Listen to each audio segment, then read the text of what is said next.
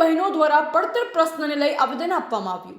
છેલ્લા ઘણા સમયથી પડતર પ્રશ્નને લઈ આંગણવાડી બહેનો માંગ કરી રહી છે, પરંતુ કોઈ નિરાકરણ ન આવતા ગુરુવારે આંગણવાડી બહેનો દ્વારા આવેદનપત્ર આપવામાં આવ્યું હતું। બજેટ સત્ર પહેલા આંગણવાડી બહેનોએ પડતર પ્રશ્નને લઈ સરકાર સામે મોરચો માંડ્યો છે, જેમાં હાઈકોર્ટના હુકમ મુજબ લઘુત્તમ વેતન અને કાયમી દરજ્જાની પ્રબળ માંગ, સારા મોબાઈલ આપો અથવા રજિસ્ટર નિભાવો, ડિજિટલ કામગીરીનો સખત વિરોધ કરવામાં આવ્યો હતો।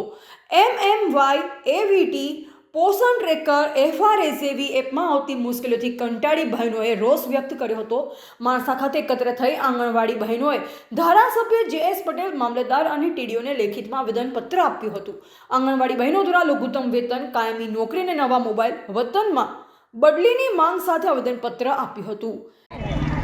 હું આંગણવાડી કેન્દ્રમાંથી છું। અમારા માણસા તાલુકાની દરેક બહેનો આજે અહીંયા એટલી બધી તકલીફ વેઠી રહી છે, જેઓને ઓનલાઈન કામગીરી અતિશય વધી રહી છે, જોડે જોડે રજિસ્ટરો પણ નિભાવવા પડે છે, બાળકો ઉપર બિલકુલ ધ્યાન આપી શકાતું નથી અને હાઈકોર્ટનો જે પણ ચુકાદો થયો છે એ અમલમાં મૂક્યો નથી।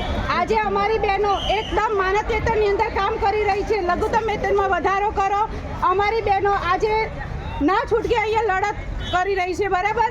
અત્યારે બાળકો, નાના બાળકો, જે પાયાના બાળકો છે એ બાળકો ઉપર અમે એટલું બધું ધ્યાન આપવા હોવા છતાં આજે અમને એકદમ માનદ વેતનમાં ગણવામાં આવે છે। હાઈકોર્ટે ચુકાદો કર્યો હોવા છતાં પણ આજે અમને કોઈ ન્યાય મળે નથી, માટે આજે અમે રસ્તા ઉપર ઊભા રહ્યા છીએ અને આજે આ રેલી દ્વારા સરકારશ્રીને જાણ કરીએ છીએ કે બસ અમને અમારા હક આપો।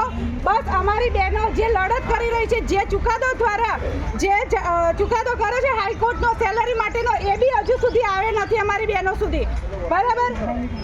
દિવસો દિવસ ઉત્તર વધતી જાય છે।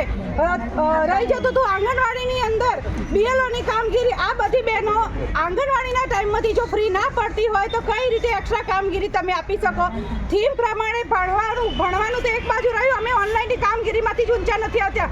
પ્લસ બીજી વસ્તુ એ છે કે રજિસ્ટરો જોડે જોડે અમારા રજિસ્ટરો બી એટલા નિભાવવાના હોય છે, બરાબર। હવે નાના બાળકોનો એક બાળક જો માતા ઘરે ના સંભાળી શકતી હોય તો અમારે 40 થી 50 બાળકો કેન્દ્ર પર સંભાળવાના હોય છે। એમના આરોગ્યથી લઈ અને એમના શિક્ષણનું પૂરેપૂરું ધ્યાન હોવા છતાં સરકારશ્રી અમારી બહેનોની કોઈ માંગ સાંભળતું નથી। આની આંગણવાડીની બહેનો માટે હાઈકોર્ટનો જે ચુકાદો છે એ રીતેની સેલેરી થાય, લઘુત્તમ વેતનમાં અમારો વધારો થાય, અમને સરકારી કર્મચારી જાહેર કરો, મોબાઈલની કામગીરી બંધ થાય, બસ અને ફોટો કેપ્ચર બંધ કરો। રિપોર્ટર નરેશ ડી વ્યાસ, તંત્રી બનાસી પુકાર, બનાસકાંઠા।